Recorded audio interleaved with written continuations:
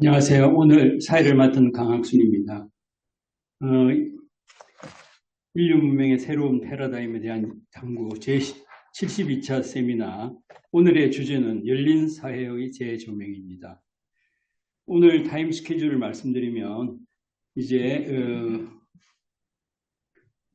제1발표 열린 사회 재구성이라는 제목으로 이항구 경희대 석좌 교수님께서 발표해 주시고 50분 동안 진행되겠습니다. 그 다음에 10분 휴식을 하고요.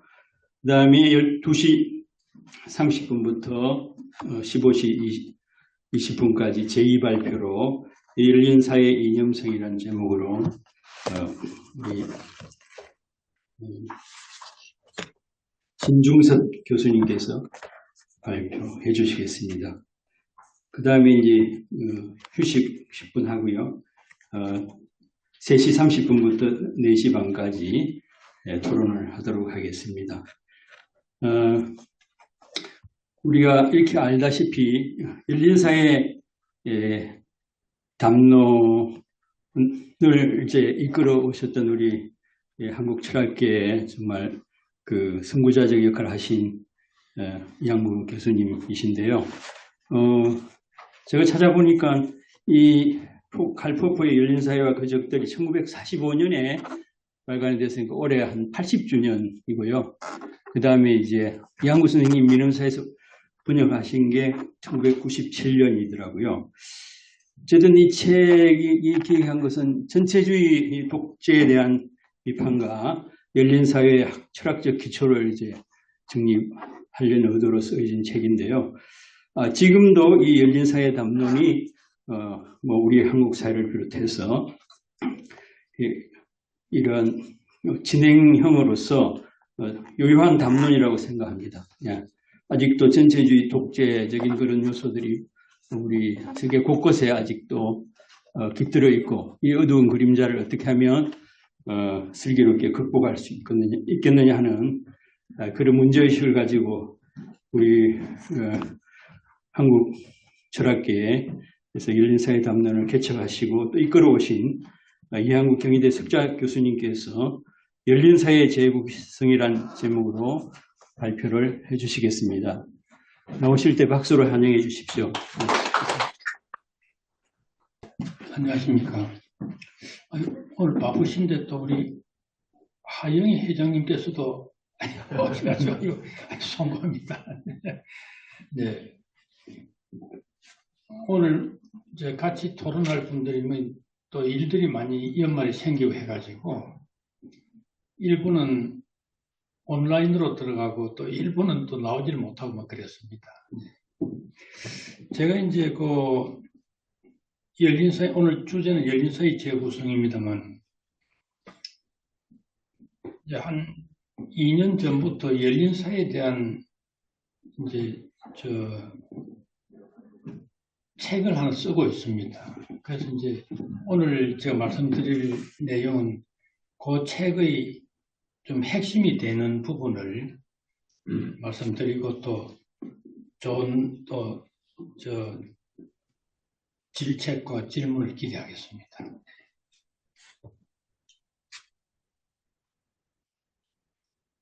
네, 그래서 오늘 이제 일단 이제 우선 왜 열린 사회를 재구성해야 되느냐는 그런 문제 상황부터 시작해가지고 이제 다원 주체주의, 네트워크 반정주의, 공화민주주의, 또 열린 사회 새로운 적들 이런 순서로 말씀드리겠습니다.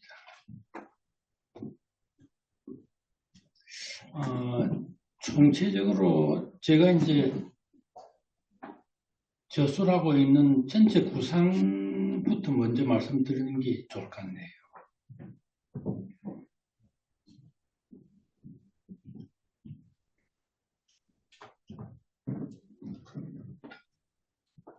이렇게 제일 끝부분 한번 나오게 하면 좋겠다. 제일 끝에 한번 나오게 해봐.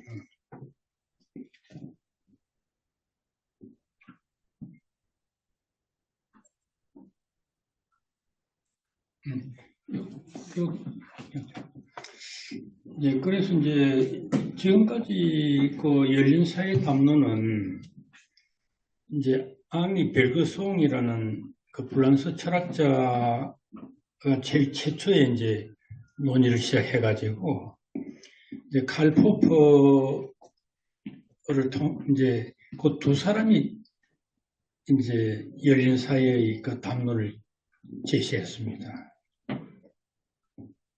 그런데 이제 벨그송은 1932년도에 이제 도덕과 종교의 두 원천이라는 그 책에서 이제 그 열린 사회의 담론을 제기했고, 칼 포퍼는 1945년 2차 대전 끝날 무렵에 열린 사회와 그 적들이라는 저서를 통해서 이제 열린 사회의 이념을 제시했습니다.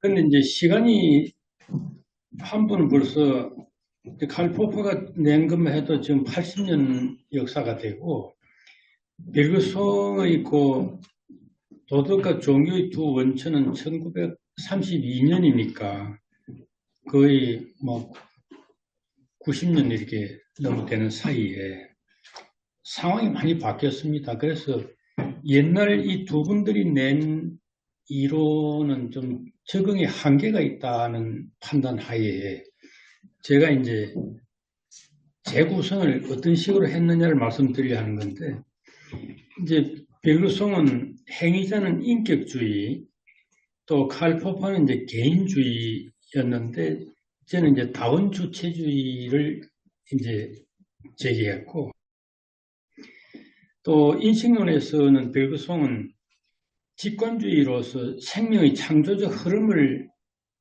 이제 파악하는 그런 직관주의에 서 있습니다. 칼 포퍼는 이제 비판적 이성에서 반정주의의 기반 위에 서 있습니다. 저는 비판적 이성에다가 공적 이성을 결합시켜서 네트워크 반정주의라는 걸 오늘 말씀드리려고 합니다. 또 사회윤리에서는 이제 벨그송은 사랑의 윤리를 주장했는데 반해서 칼 포퍼는 이제 역공리주의, 네거티브 유틸리테리니즘, 역공리주의를 주장했고, 그 내용은 고통의 최소화로 집약됩니다.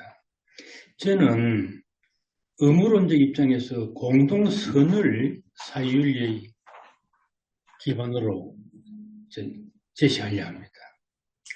정치체제에서는 이제 벨그송은 반전체주의였고, 칼 포퍼는 자유민주주의였습니다. 오늘 저는 이제 그걸 공화민주주의 형태로 재구성하려 합니다. 여기 안 나오는 것 같네. 이제 벨그송은 열린 사회의 적으로서 집단 이기주의를 제시했습니다. 반면에 칼 포퍼는 정치적 전체주의가 열린 사회의 적이다 이렇게 이제 강조했고, 그거는 이제 역사 법칙주의를 기반으로 설명되었습니다. 저는 오늘날 이거 시대적 상황에 기초해서 집단 광신주의가 열린 사회의 적이다는 논리를 오늘 말씀드리려 합니다. 그리고 집단 광신주의는 결국 종교적 배타주의, 이념적 선민주의, 정치적 독단주의라는 형태로서 나타나고 있다고 말씀드리려 합니다. 그럼 제가 앞부분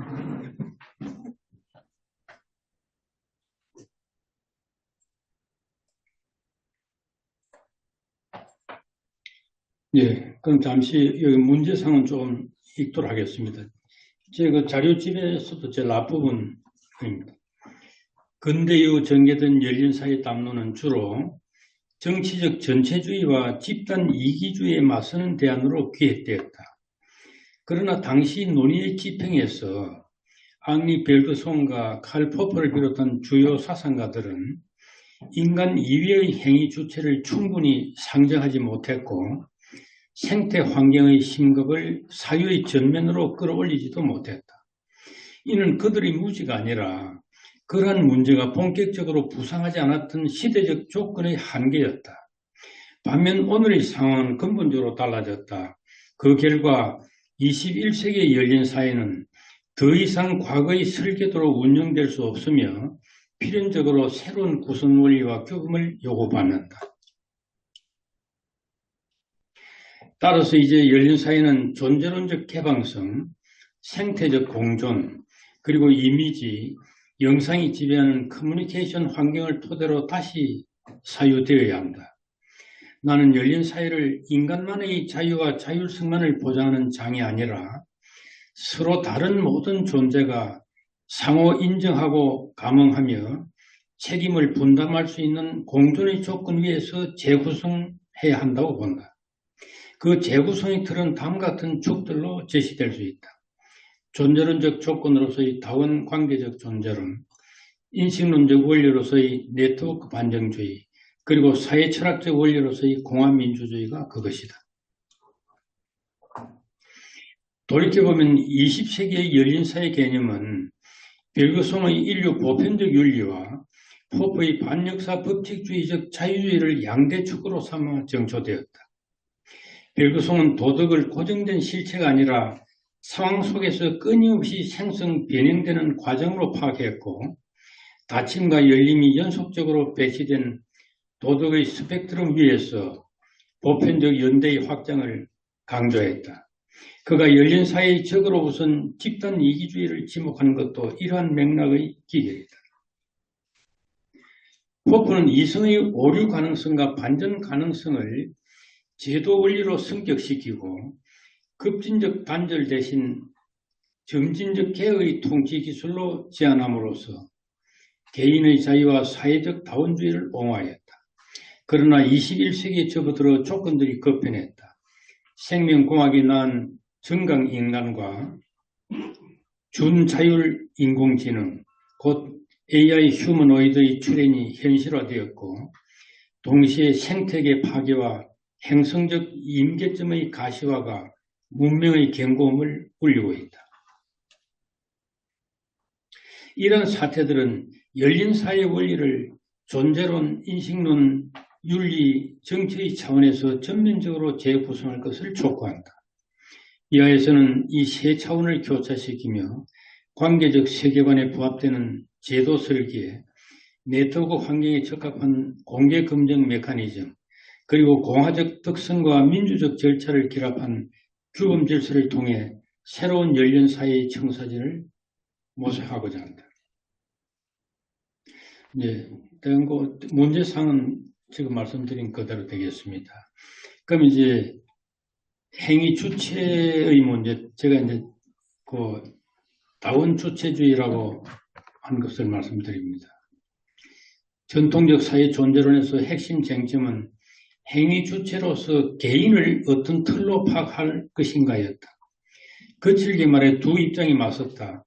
하나는 개인을 자율적 독립적 주체로 파악하는 간주하는 관점이고 다른 하나는 개인을 특정 구조 속에서 규정된 역할을 수행하는 구조적 존재로 이해하는 관점이다. 열린 사회를 옹호한 사상가들은 대체로 전자를 택했다. 오직 스스로 사고하고 결정하는 자율적 개인만이 억압을 극복하고 제도 개혁을 촉진하여 열린 사회를 만들 수 있다고 믿었기 때문이다. 그러나 오늘의 조건은 이 전제를 근본에서 수정하도록 요구한다. 행위의 장은 더 이상 인간만으로 독점되지 않는다.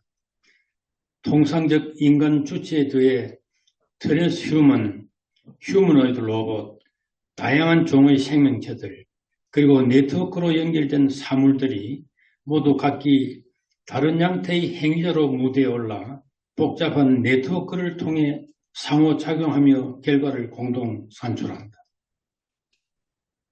이런 다원주의 존재로는 브루노 라투르의 행위자 연결망 이론에 비추어 특히 설득력을 얻는다. 다만 사회 구성원으로서의 등급을 묻는다면 인간의 정회원이라면 비인간 행위자들은 준회원 혹은 조건부 회원과 같은 차등적 위상을 지닐 것이다. 동형의 권리, 의무를 가정하기보다 기능과 위험, 책임의 배분에 따른 다층 구조를 설계한다는 의미이다. 라툴은 우리는 결코 근대인이었던 적이 없다 해서 자연과 사회의 엄격한 이원 분리를 전개해온 근대의 자기서사를 정면으로 비판한다. 그의 진단에 따르면 근대는 표면상 자연과 사회, 사실과 가치, 과학과 정치를 구획했다고 주장했으나 실제 작동은 인간과 비인간, 자연과 기술, 제도와 물질이 얽힌 혼종을 끊임없이 생산해온 체제였다. 라툴은 이 구조를 근대의 헌법이라 부른다. 이는 법전의 조항이 아니라 현실을 조직하는 암묵적 작동 규칙이다. 그 핵심은 정화와 혼종하려는 두 기제가 동시 병행된다는 데 있다. 이 지점에서 라투르는 비근대의 헌법을 제안한다. 상징적 표상이 바로 사물들의 의회이다. 인간 행위자만이 아니라 비인간 행위자, 자연 대상, 인공물, 기술 시스템 등 자연 비인간 행위자가 적절한 대리인을 통해 의제로 상정되고 공론장에서 심의되는 절차를 제도화하자는 구상이다. 과학자, 기술자, 시민, 법률가, 윤리학자가 각자의 번역을 공개하고 이해상충, 불확실성, 위험을 전면화한 토론을 거쳐 점진적 합의와 조정을 이끌어내는 설계를 의미한다. 다운 행위자의 틀에서는 개인의 위상과 자율성도 재정의된다. 구조주의가 개인을 언어, 친족, 이데올로기 등 심층 구조의 효과로 파악하여 자율성을 원리적으로 제한하는 데 반해 행위자 네트워크 관점에서 개인은 인간, 기계, 코드, 문서, 법, 자본 등이 얽혀 형성되는 결절점이다. 이 결절점은 연결을 바꾸고 대리인을 갈아 끼우고 장치를 재배열할 수 있을 때 강한 관계적 자율성을 획득한다. 다운 행위자의 틀에서는 개인의 위상과 자율성도 재정의된다.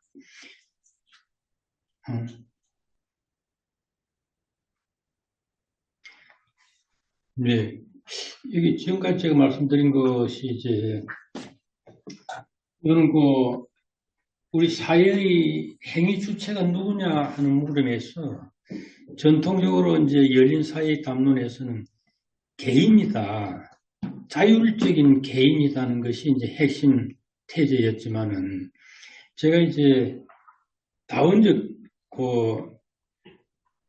주체주의라고 이렇게 맹매한 역에서는 개인만이 아니라 개인이 비인간이라고 부르는 여러 행위자들이 같이 함께 우리 사회를 구성하고 있다는 논리가 되겠습니다.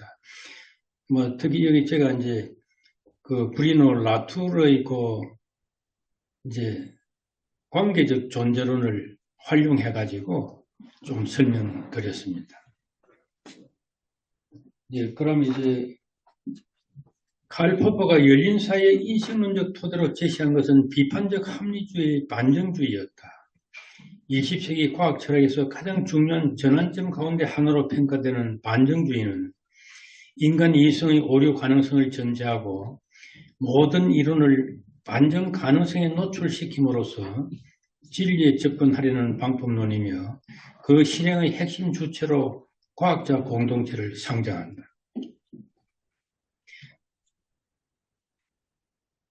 그러나 21세기 열린 사회는 이 비판적 합리주의를 보다 넓은 지평에서 재구성할 필요가 있다.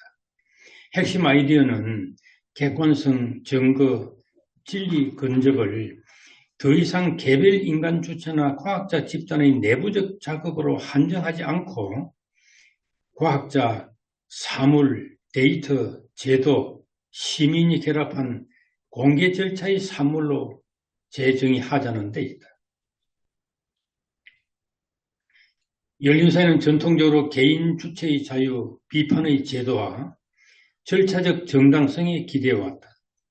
하지만 오늘의 세계는 혼종적 사물들이 행위자로서 결과를 공동 결정하는 관계망적 실제로 드러난다.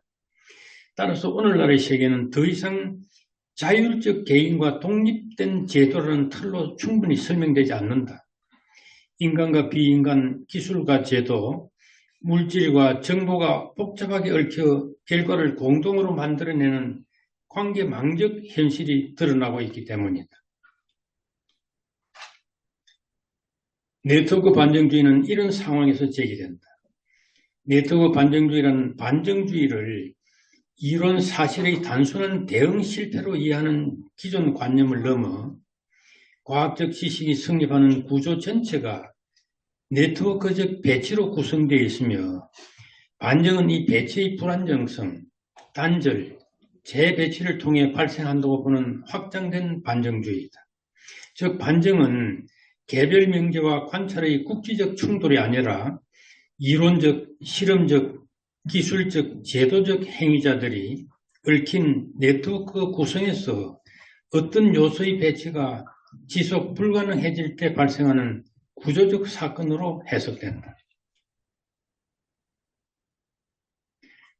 비판적 합리주의 원행적 반정주의는 이론과 경험 사이의 논리적 대립 구도 위에서 과학적 지식의 성장 메커니즘을 설명하고자 하는 것이다.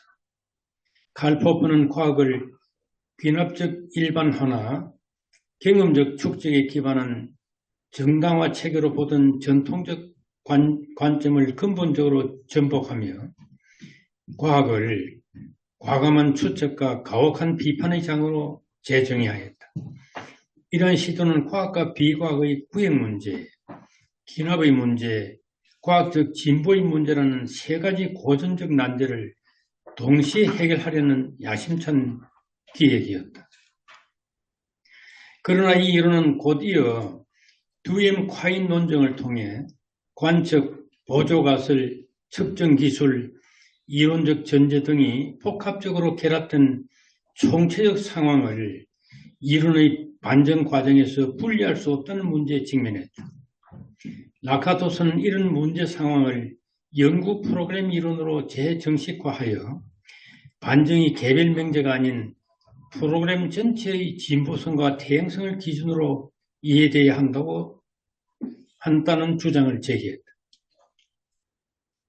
한편 라투르의 행위자 네트워크 이론은 과학적 사실 자체가 이론, 도구, 실험장치, 제도, 문서, 인적 행위자 등 다양한 요소의 배치에 의해 성립된다는 점을 강조함으로써 이론, 사실, 대응 구조 자체를 관계론적 방식으로 재정의하였다. 이런 상황에서 네트워크 반정주의는 반정주의 논리적 구조를 최대한 유지하면서 행위자 네트워크 이론이 밝힌 기술적, 사회적 구성 요소들을 반정 절차의 실제적 조건으로 포섭하고 이론 경쟁을 단순한 명제 충돌이 아닌 네트워크 역량의 경쟁으로 재해석하며 반정의 개념을 데이터, 장비, 알고리즘, 정책, 기구 등 다양한 행위자의 상호작용으로 확장하는 것이다.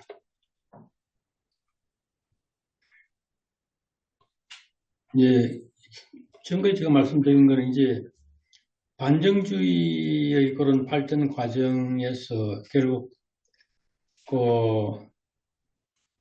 두엠 콰인의 반론들도 나오고 이런 반론을 이제 기반으로 해서 임넬 라카토스의 연구 프로그램 방법론도 이제 제기되었지만 저는 거기서 이제 한 걸음 더 나가가지고 이제 부분적으로 라투르의 그 네트워크 이론을 이제 좀 원용했습니다. 그러나 라투르는 결국 그 구성주의 쪽으로 이제 계속 가자는 논의이기 때문에 저는 이제 그 문제에서만 의견을 달리했습니다. 그래서 제가 이제 이 설정한 네트워크 반정주의는 이런 특성을 갖습니다.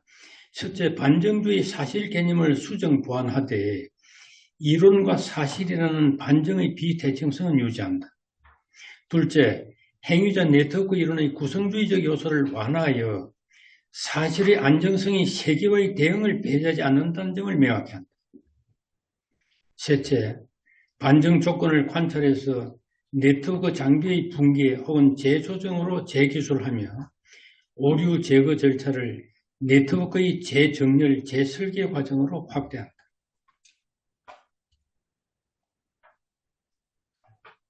네, 이걸 조금 더 이제 구체화시켜서 말씀드리겠습니다. 말하자면 이제 임넬 라카토스가 이제 제안한 연구 프로그램을 확대했다는 이야기가 되겠습니다. 네트워크 반정주의는 연구 프로그램의 확대판으로 규정될 수도 있다. 라카토스에 따르면 과학은 상호 경쟁하는 연구 프로그램들 사이의 장기적 경합 과정이다. 각 프로그램은 중심부와 견고한 핵심을 갖고 이를 둘러싸는 보호대가 상황에 따라 조정되며 전체 체계를 방어한다. 라카토스의 틀에서는 무엇보다 연구 프로그램의 성과, 즉 새로운 경험 내용의 획득과 새 예측의 성공적 확인, 이것이 평가의 제일 기준이 된다. 네트워크 반정주의는 중심부와 보호대의 경계선을 엄격하게 나누지 않는다. 상황에 따라 경계선은 유동적이다.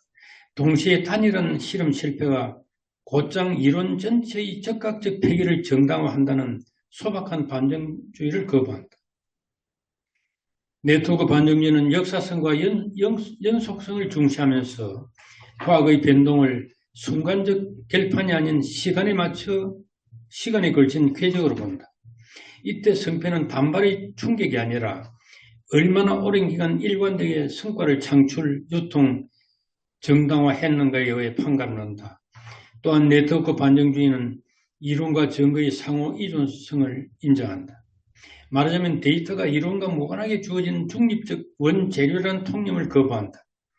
증거는 이론, 장치, 절차와의 상호작용을 통해 구성되며 무맥락적 사실은 없다. 그럼에도 불구하고 과학의 합리성은 탐구의 규범으로 작동한다. 예. 그럼 이제 제가 지금 제시한 네트워크 반정주의가 이제 열린 사회와 어떤 연관이 있는가를 말씀드린다면, 포프의 열린 사회는 비판주의, 반도그마성 권력의 분산, 제도적 투명성을 기반으로 하는 사회 철학적 모델이다. 말하자면 열린 사회는 비판이 자유롭게 허용되고 권력이나 전통, 집단적 신화가 절대성을 주장할 수 없도록 제도적으로 보장된 사회다. 동시에 비판의 가능 조건을 주로 개인의 합리성이나 제도적 장치, 언론, 사법, 과학제도 등에 두었다. 그러나 포프 이론은 사회적 사실의 연결성, 기술적 구성, 네트워크 구조를 충분히 다루지 않았다는 한계를 지닌다. 포프는 반정을 지식의 진보 메커니즘으로 보았지만 누구나 반정을 제기할 수 있고 그 제기가 공정하게 평가된다고 암묵적으로 가정했다. 네트워크 반정주의는 이 가정을 문제시한다. 강력한 정치 경제 네트워크는 반정 조건 자체를 조작할 수 있고 데이터 흐름을 통제하며 관찰 장치에 근접하는 권한을 독점할 수도 있기 때문이다. 그러므로 반정이 실제로 가능하려면 모든 행위자가 동일하게 네트워크를 수정할 수 있는 경로를 가져야 하며 거대 네트워크가 반정을 구조적으로 차단하지 못하도록 제도적, 기술적 보완이 필요하다. 이런 이유로 네트워크 반정 중에는 열린 사회의 핵심이 누구나 현실을 수정할 수 있는 연결 경로를 갖는 사회라고 재정식화한다. 네트워크 반정주의는 사회 전체를 네트워크로 보고 비판적 합리주의, 원형적 반정주의를 다음과 같이 확장한다. 1. 비판은 고립된 행위자의 활동이 아니라 네트워크적 배치를 통해 토론의 장, 데이터 공개, 알고리즘 투명성, 학술, 출판 구조, 사회적 신뢰 네트워크 등이 비판의 가능성을 실질적으로 매개한다. 사회적 오류 수정은 논리적, 규범적 차원을 넘어 네트워크의 재구조화로 발생한다. 열린 사회는 반정 친화적 네트워크의 구조이다. 이는 투명성, 분산성, 자동화된 검증도구, 공공 데이터 구조, 다원적 미디어 구조 등을 포함한다.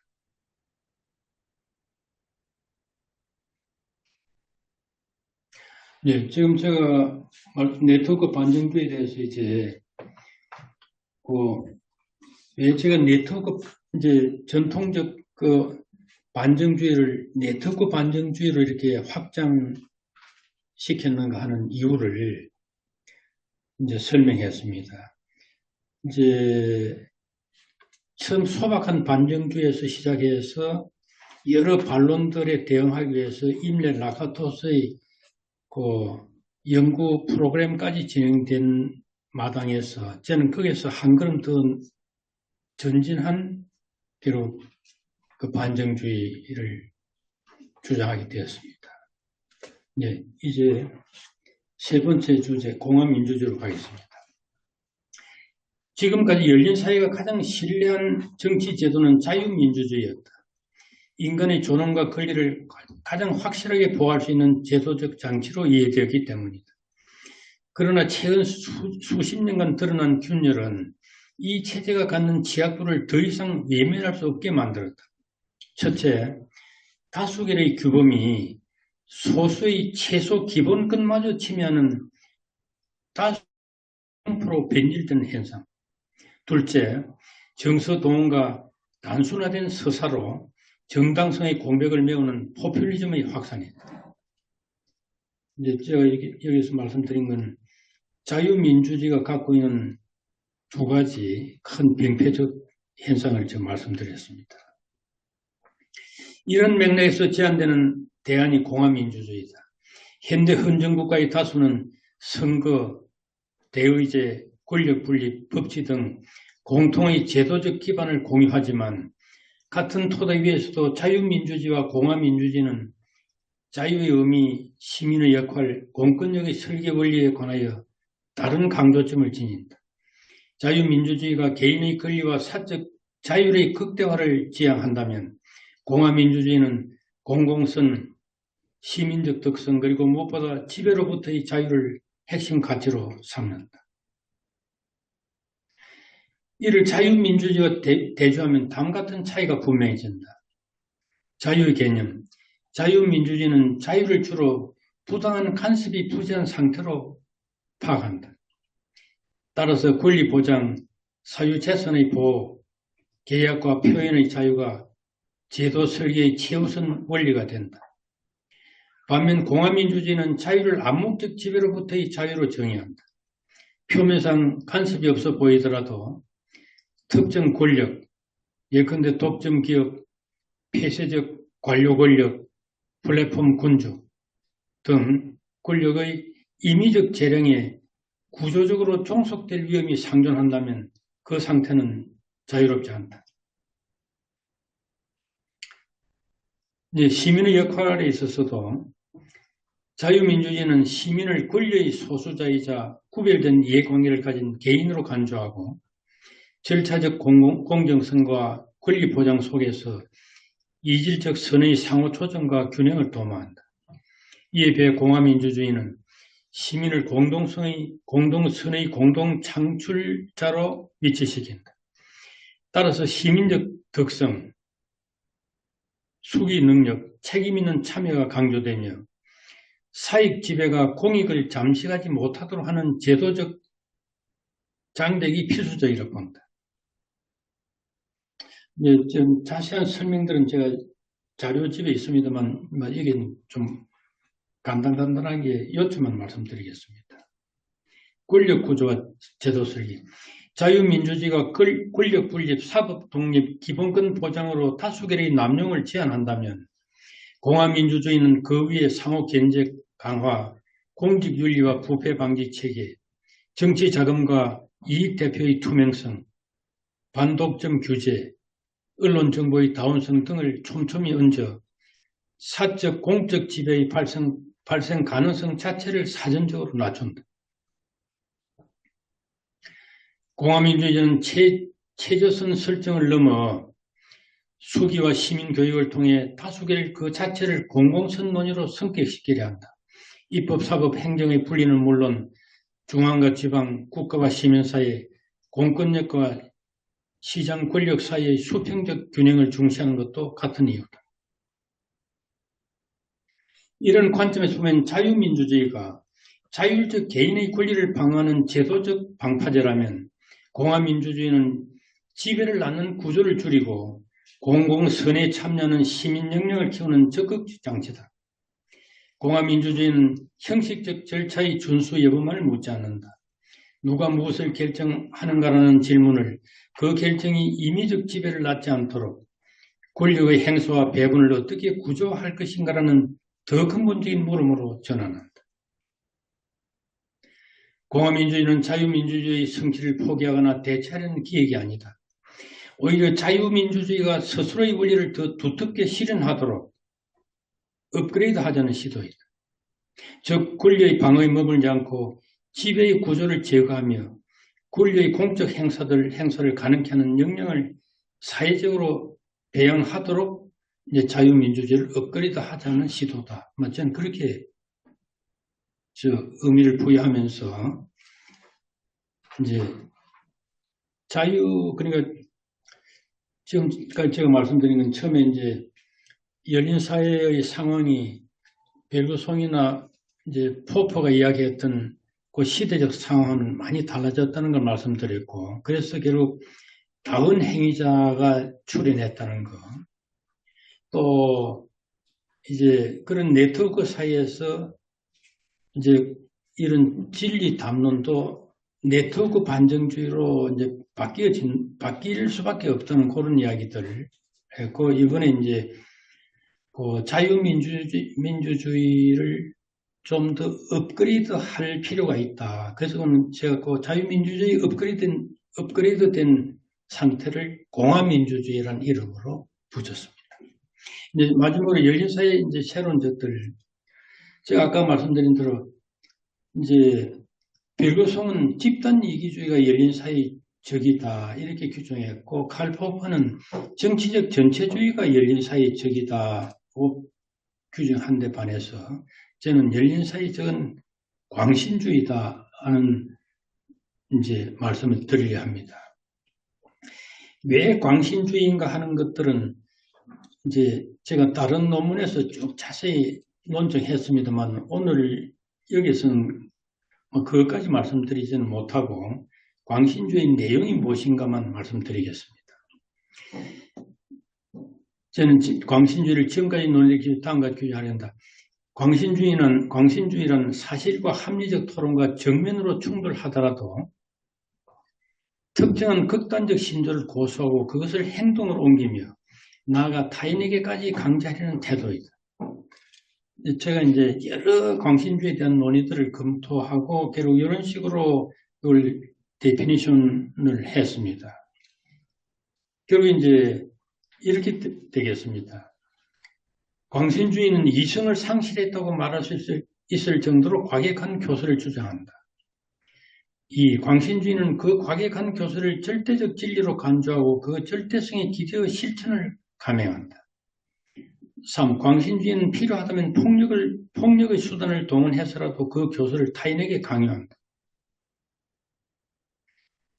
통념상 우리는 광신주의를 종종 광신이 이성을 상실했다고 말할 수 있을 정도로 과격한 교서를 주장. 통상 이제 이렇게 이를 광신주의로 보는데, 그러나 제1명제만으로는 광신주의는 충분하게 식별되기 어렵다는 것이 제가 이제 그걸 설명했고, 이제 두 번째 명제, 여기보다 섬세한 분, 이제 두 번째 명제는 이거야 아니에요. 광신주의는 그 과격한 교서를 절대적 진리로 간주하고 그 절대성에 기대어 실천을 감행한다. 이것도 이제 제가 분석한 이게 그 R.M. 헤어라고 광신주의를 굉장히 자세하게 분석했더라고요. 영국의 윤리학자인데. 저도 거기서 좀 많은 이제 도움을 받았습니다. 물론 이제 그렇지만은 헤어의 주장하고 제가 동일한 것은 아닙니다. 이제 두 번째도 이제 두 번째가 광신주의 아닌가 이렇게 이제 또 규정하는 사람들 많은데, 두 번째도 이제 두 번째 자체만으로 광신주의가 되기도 하고 광신주의가 아닐 수도 있고 그렇습니다. 그 이유는 제가 자세히 설명했습니다만 간단히 말씀드리면은 이제 자신이 선택한 그 교수를 절대적 진리로 간주한데도 그것이 바로 광신주로 나가지는 않습니다. 단지 광신주로 나가려면은 어떤 반대의 귀를 기울이느냐 아니냐 하는 것이 아주 중요한 그 기준이 되겠습니다.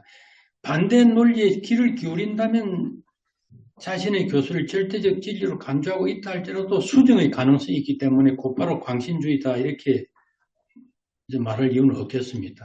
그러나 이제 사실과 반대의 논리에 전혀 귀를 기울이지 않고 이제 나간다면은 그건 이제 광신주의로 분류될 수밖에 없겠습니다. 이제 뭐 두 번째는 뭐 그렇게 이제 설명되었고, 세 번째는 이제 이 광신주의 세 번째가 진짜 이제 광신주의 핵심이 되겠습니다. 그 이제 이게 위험한 이유는 그 자신의 신임을 타인의 내면에 강제로 주입하는 충동이 있다. 타인에게 강요한다는 것은 단순한 의견 교환이나 설득적 차원을 넘어 상대의 자율적 판단 공간과 삶의 선택권의 침투에 그것을 점유하려는 시도로 이해돼야 한다. 그러니까 제가 1, 2, 3 이렇게 분석한 틀에서 3이 가장 강력한 광신주의 핵심 요체가 되겠습니다. 그 다음에 2고 그 다음에 1로 이렇게 넓은 의미에서 광신주의를 말한다면요, 1, 2, 3을 다 포괄적으로 함께 묶어서 이제 광신주의다, 뭐 이렇게 이야기할 수도 있습니다.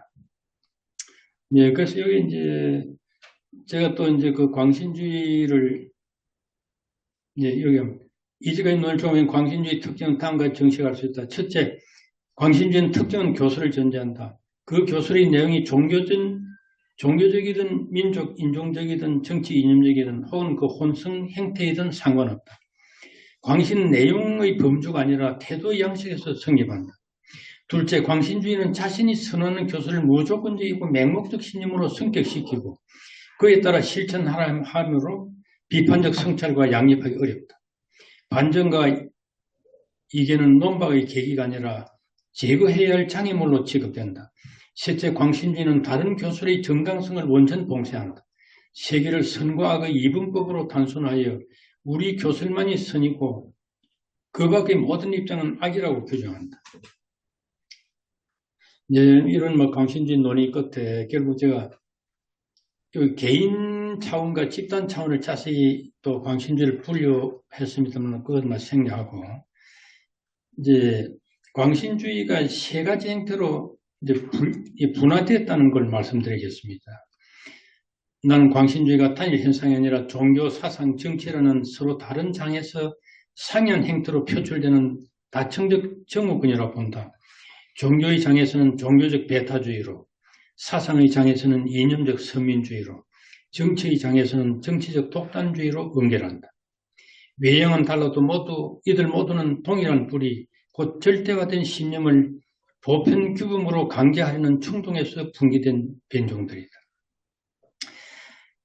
그래서 이제 광신주의 그 세 유파 중에서 종교적 배타주의. 종교의 배타주의는 구원의 통로와 진리의 표준을 오직 자교에만 기속시키는 입장이다. 종교적 배타주의는 모두 우리의 진리를 보편 규범으로 선포한다는 점에서 광신의 구조를 공유한다. 이념적 서민. 이념적 서민주의란 특정 공동체가 타 집단에 비해 본질적으로 우월하며 특권적 자격을 지닌다고 단언하는 사유양식을 가리킨다. 다수의 민족 기원 신화와 건국서사는 자기 민족이 세계의 중심에 자리하며 최고신의 선택을 받았거나 그 후에라는 이야기로 정체성을 정당한다. 여기는 뭐 이제 폐쇄적 민족주의라든지 뭐 이제 오리엔탈리즘, 뭐 옥시덴탈리즘, 뭐 서민 사상 이 모든 것들이 이제 포함되겠습니다. 정치적 독단주의. 독단주의는 검증과 반성의 회로를 폐시한 채 특정 교리를 무비판적으로 진리로 단정하는 태도를 이끈다. 인식론의 관점에서는 인식 능력과 절차에 대한 성찰 없이 신념을 고착화하는 방법론적 결함이며 비판주의와 대척점에 선다. 정치적 독단주의 대표적 현상으로 포퓰리즘을 중점적으로 검토한다. 포퓰리즘 라틴어 포퓰루스에서 연을 두며 정치적 맥락에서는 대중의 희망과 판단을 직접 대변한다는 기체를 내건 이념이나 운동을 가리킨다. 제가 쭉 다룬 거는 이제 정치적 독단주의 대표적인 형태가 포퓰리즘이다는 논의를 했습니다. 네. 포퓰리즘, 이제 이렇게 두 번째, 포퓰리즘 특징 가운데 두드러진 핵심 가치의 부재다. 자유평등, 사회정의처럼 명시적 규범을 중심에 두는 이데올로기들과 달리 포퓰리즘은 규범적 앵커가 없다. 그 결과 포퓰리즘은 진보, 반동, 좌와 우, 민주주의나 독재자 누구의 도구로도 전용될 수 있다. 그중 대표적 표지는 대의제에 대한 근본적 불신이다. 포퓰리즘은 정당, 의회, 관료, 언론 같은 중간 매체가 만들어내는 복잡성과 지연을 악으로 규정하고 단순성과 직접성을 미덕으로 내세운다. 예. 용어로는 포퓰리즘은 19세기 정착했지만 현상으로서의 포퓰리즘은 고대에서도 민주주의 내적 위협으로 인식되었다. 플라톤은 무절제한 대중과 그 비율을 맞추는 아첨꾼 정치꾼이 결탁하면 오늘날 우리가 부르는 유행의 포퓰리즘이 반복적으로 발생한다고 봤다. 여기 쭉 그 포퓰리즘 이제 그걸 계속 설명했습니다. 그래서 이제 제가 지금 말씀드린 결국 열린 사회의 새로운 적은 집단 광신주의다는 것을 말씀드렸고, 그것은 결국 종교적 배타주의, 이념적 서민주의, 정치적 독단주의 형태로 나타난다 하는 걸 말씀드렸습니다. 예, 이렇게 해서 제가 이제 베르송이나 포프가 구성했던 열린 사회 이념을 오늘날의 현대 21세기의 상황에 맞게끔 새로이 구성해 본 그런 초안을 말씀드렸습니다. 예, 감사합니다. 이항우 선생님께서 우리 21세기의 변화된 상황 속에서 열린 사회 올드 패러다임을 이제 새로운 패러다임으로 또 새로운 버전으로 새로운 문법으로 리셋을 해야 된다고 하는 그런 평생 연구의 어떤 총결산으로 지금 저서를 완성해 가고 계신데요. 그 가운데 핵심적인 것을 오늘 발표해 주셨고 베르그송과 포프를 넘어서서 다원주체주의, 네트워크 반정주의, 공화민주주의라는 그런 핵심 키워드를 통해서 새로운 버전을 저희들에게 소개해 주시고 또 열린사회 오늘의 적은 하나의 광신주의로 묶을 수 있다. 그래서 귀한 또 발표해 주셔서 감사합니다. 10분 쉬었다가 제2 발표를 듣도록 하겠습니다.